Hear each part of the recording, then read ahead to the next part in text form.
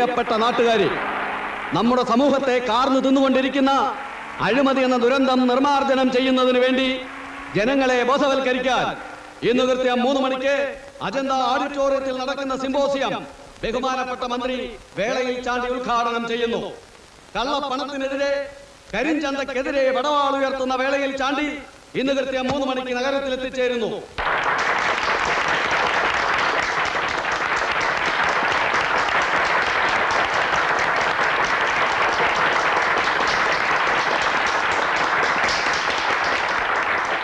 ബഹുമാനപ്പെട്ട മന്ത്രി ശ്രീ വേളയിൽ ചാണ്ടി ഇപ്പോൾ നിങ്ങളോട് സംസാരിക്കുന്നതായിരിക്കും.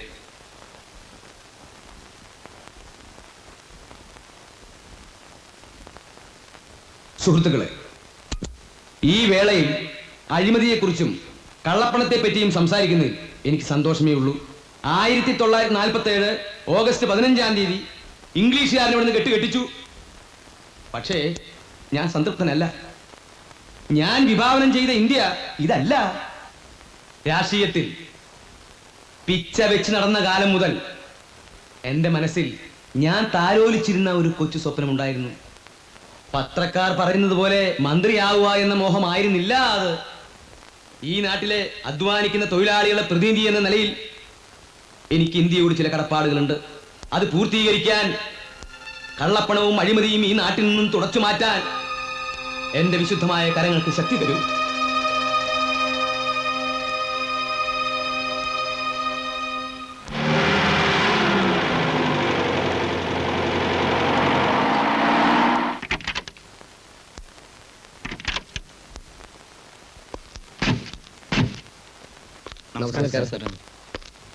എന്റെ പൊന്നു ലൂസി, ഞാൻ പറയുന്ന ഒന്ന് കേക്ക്. നിങ്ങളൊക്കെ വന്നിട്ട് കുറെ നേരം ആയോ? ഇല്ല, സാറിന്ന് വരൂന്ന് അറിഞ്ഞപ്പോ പിന്നെ നന്നായി, വളരെ നന്നായി. സാറിനെ കാണാനും നിവേദനം തരാനും നമ്മുടെ നിയോജക മണ്ഡലത്തിൽ നിന്ന് കുറെ കൃഷിക്കാർ വന്നിട്ടുണ്ട്. അവരോട് നിവേദനങ്ങളൊക്കെ കൊണ്ട് കുഴിച്ചിട്ടിട്ട് എന്തെങ്കിലും കൃഷിക്കാര്യങ്ങളിൽ ശ്രദ്ധിക്കാൻ പറയൂ. ഓ ശരി. കൃഷിക്കാരെ കൊണ്ടുള്ളൊരു ശല്യം.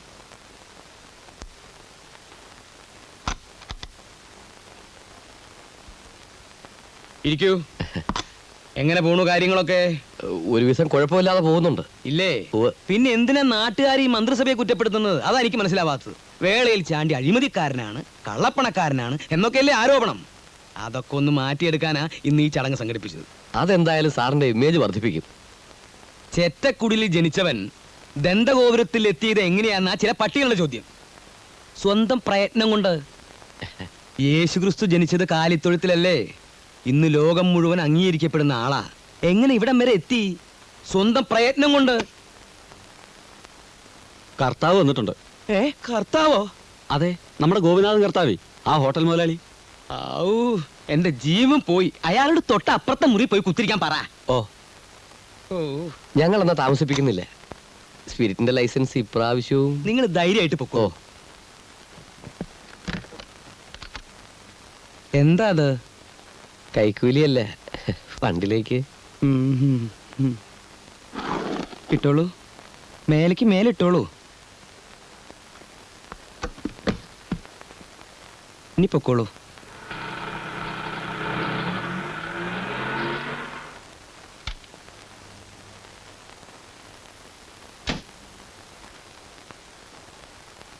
എല്ലാവരും ഉണ്ടല്ലോ. മിനിസ്റ്ററെ കണ്ടു കഴിഞ്ഞാ?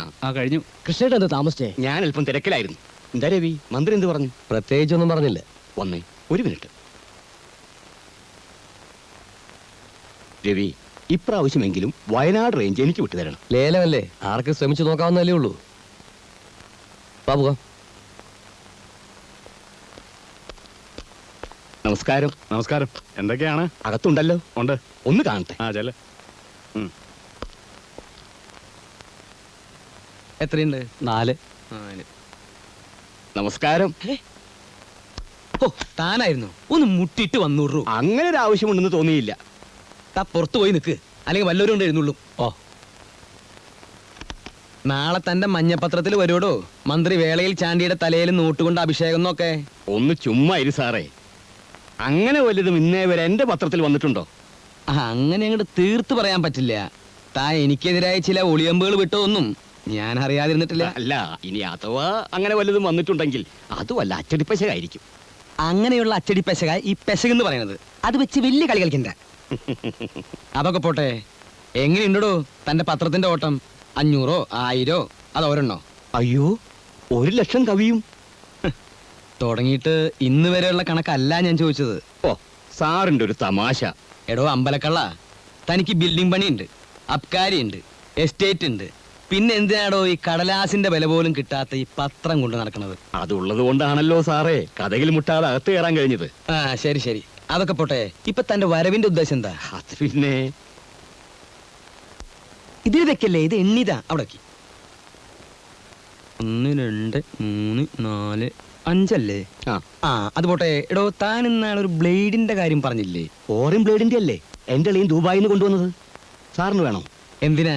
കഴുത്തറുത്ത് ചാവാനാ? എടോ ബ്ലേഡ് കമ്പനി. ഓ, ദേവസ്യാന്റെ ബാങ്ക്. ഏത് ദേവസ്യേട്ടൻ? ഗോപുരം ചിറ്റ് ഫണ്ട്സിന്റെ ഉടമസ്ഥൻ, ഞങ്ങളുടെയൊക്കെ ദൈവം. ദൈവോ? അതെ, ലേലത്തിനൊക്കെ പോകുമ്പോ 10 20 ലക്ഷം മറക്കണമെങ്കിൽ അയാളെ ഉള്ളൂ. ചെവി അയാളുടെ ഇടപാടെങ്ങനെ വിശ്വസിക്കാവോ? ഭംഗി വാക്ക് പറയല്ല, എന്നേക്കാൾ വിശ്വസിക്കാം. താൻ അയാളെ ഒന്ന് വിളിച്ചു പറ, എനിക്ക് അയാളെ ഒന്ന് കാണണം. ഇപ്പൊ തന്നെ പറഞ്ഞേക്കാം.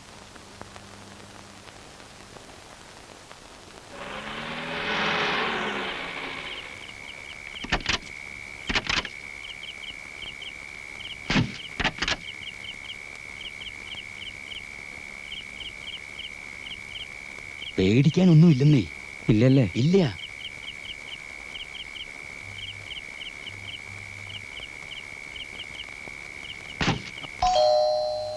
വന്നു എന്നാ തോന്നണേ. കർത്താവെ, മാല വാങ്ങാൻ പോയ കുരിശനെ കാണാനല്ലോ. അപ്പാ ക്ഷമിക്കണട്ടാ,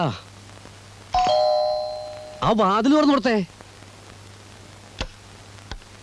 വാ. വളരെ പെട്ടെന്നായി പോയിട്ടാ. ഇത്തിരി മുമ്പ് അറിയിച്ചിരുന്നെങ്കിൽ താലിപ്പിലും കൂടി അറേഞ്ച് ചെയ്യായിരുന്നു. എന്നാ പിന്നെ ഒരു ചെണ്ടകൊട്ടി പരസ്യം കൂടി ആവായിരുന്നില്ലേ? ഒരു വെടിക്കെട്ടും 4 അമുട്ടും ആവായിരുന്നു. മിനിസ്റ്ററുടെ രഹസ്യ വരവല്ലേ ദിവസേട്ടാ, അതുകൊണ്ടല്ലേ വീട്ടിൽ വന്ന് കാണുന്നേ, അല്ലെങ്കിൽ ബാങ്കിൽ വരില്ലായിരുന്നോ? ഇങ്ങോട്ട് വന്നോളൂ, ഇങ്ങോട്ട് വന്നോളൂ, ഇങ്ങോട്ട് വന്നോളൂ. ഇരിക്കൂ, ഇരിക്കൂ. കൃഷ്ണന്റെ സ്വന്തം ആളാ.